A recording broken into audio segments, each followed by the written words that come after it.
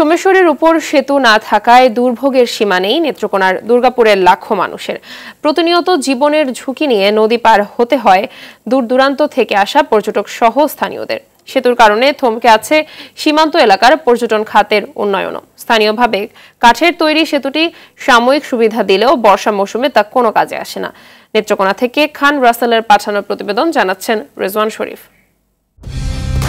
Colour expert, George sap এবং mild on hands technology সমৃদ্ধ Orix crystal wash আপনার laundry expert. নেত্রকোনার ভারতীয় সীমান্তবর্তী উপজেলা দুর্গাপুর পর্যটন ও প্রাকৃতিক সম্পদে সমৃদ্ধ। এখানে রয়েছে পাহাড়ি কন্যা সোমেশ্বরী নদী, সাদামাটির পাহাড়, রানীখং মিশন সহ নয়নাভিরাম সীমান্তের প্রকৃতি। অথচ পর্যটন খাতে অপার সম্ভাবনা থাকা সত্ত্বেও সোমেশ্বরীর উপর সেতু নির্মাণ না হওয়ায় এখানকার পর্যটন খাতের তেমন উন্নয়ন ঘটেনি। প্রতিদিন দেশের বিভিন্ন প্রান্ত থেকে অসংখ্য মানুষ এখানে বেড়াতে আসে। সাদামাটির পাহাড়, বিজয়পুর সহ বিভিন্ন পর্যটন কেন্দ্রগুলোতে যাওয়ার একমাত্র পথও এটি। ফলে নদী পারাপারে বিড়ম্বনায় পড়তে হয় পর্যটকদেরও। এই সমস্যা মোকাবেলায় সাময়িকভাবে নদীর উপর কাঠের সেতু নির্মাণ করা হলেও বর্ষাকালে তা কাজে আসে না।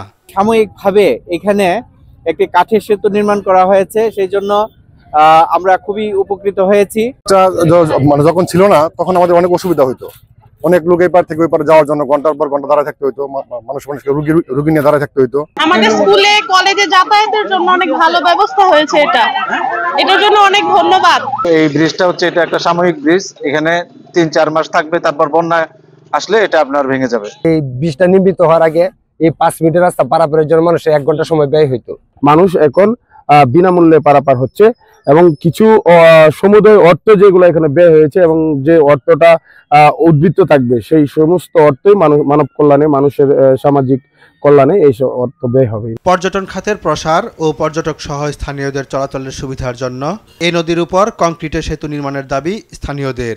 অস্থায়ী ব্রিজ হওয়াতে অনেকটা উপকার হয়েছে। যখন বর্ষাকাল তখন ভেঙে যায়, তো এখানে যদি স্থায়ী ব্রিজ করা হয় তো আমাদের এলাকাবাসী সহ আমাদের সারা দেশের মানুষের জন্য উপকার হবে।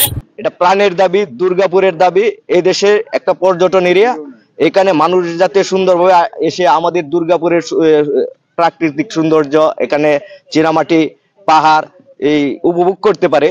একটাই দাবি, আমাদের পার্মানেন্ট একটা ব্রিজ হোক, সেটাই আমাদের দাবি। অপর পারে যারা বসবাস করে তাদের বাচ্চা কাচ্চার স্কুল, তাদের জীবন জীবিকা যেন স্মুথলি চলতে পারে, সেজন্য একটি স্থায়ী সেতু দরকার। কর্তৃপক্ষের নজরে আসা দরকার, ভাবা দরকার যে এটা এখানে একটা সেতু করা যায় কিনা। নিশ্চয়ই করা যাবে। এই নদীর উপর সেতু নির্মাণের প্রয়োজনীয়তার কথা উল্লেখ করে ঊর্ধ্বতন কর্তৃপক্ষের কাছে প্রস্তাবনা পাঠানোর কথা জানান সড়ক ও জনপথ বিভাগের এই কর্মকর্তা। তো সীমান্ত সড়কের সেই বড় সেতুগুলো আমরা এখন নির্মাণের উদ্যোগ নিয়েছি।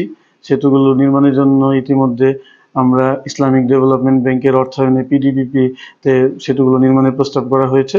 PDPP অনুমোদন হলে পরবর্তীতে আমরা দরপত্র কার্যক্রম সহ সেতু নির্মাণের কার্যক্রম হাতে নিব। দ্রুত সেতু নির্মাণ করে অবহেলিত সীমান্তবর্তী এ জনপদের যোগাযোগ ব্যবস্থার উন্নয়নে ব্যবস্থা নেবে সরকার, এমনটি প্রত্যাশা স্থানীয়দের। রেজওয়ান শরীফ, RTV।